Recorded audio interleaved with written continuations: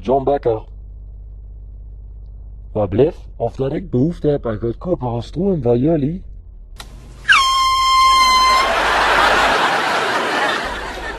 Nee, dank je.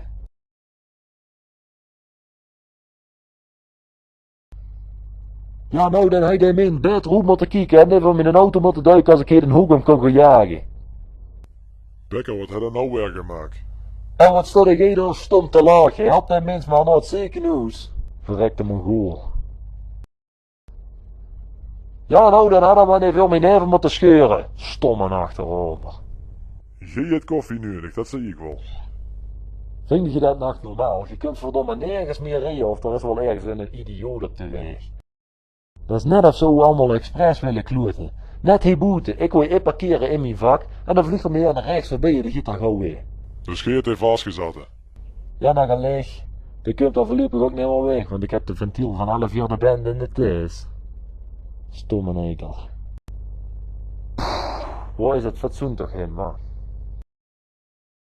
Oké, nou hoop ik dat een van jullie 2 miljoen kan leggen hoor, omdat Tuug en die zwervers mee al nakomen. Ik snap niet ganz waar je daarvan hebt. Ja, nou net als van de merken, ik loog naar Frank te slopen en de belt er in iemand daar. Dus ik die deur op, ziet er een klein kind geld te vragen omdat hij met de school naar een pretpark toe wou. Wat heb ik daarmee te maken? Ja, helemaal niks. Dus ik heb de deur dichtgegooid en ik heb die weggejaagd.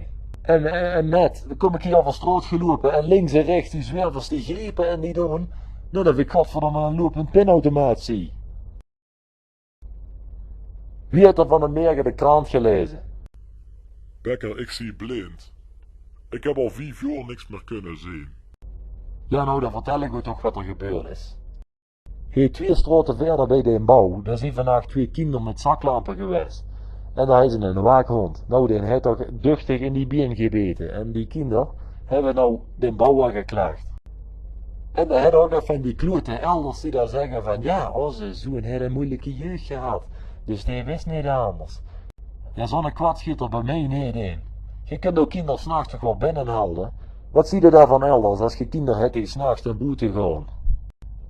Ja, nou zeg ik niet dat ik vroeger nooit naar boete ging s'nachts, maar even goed. Dat huurde jij niet te doen. En vooral niet op zo'n bouwplaats. Ja, maar ik heb van de merken het meest gezien. Hoe dik moet ik nog zeggen, hè? Ja, bij wijze van spreken, ja nou. Maar heb je wel gehoord dat ze hier in de week een groot uitgaanscentrum willen bouwen? Zitten er al ver al? Dat gejaagd met die auto's en het gebonk en het gestoer en de herrie en het glaas op straat. Oh man, wat een... Ik kan er nog niet aan denken dat het van elkaar komt. Dan gooi ik toch een partitie verschrijven. En geen zet die eerste handtekening, dat zweer ik goed toch. Nou, maar jullie sigaretten dan nog op. Ik gooi nou meteen de wethouder in het gezicht spelen. Nou meteen!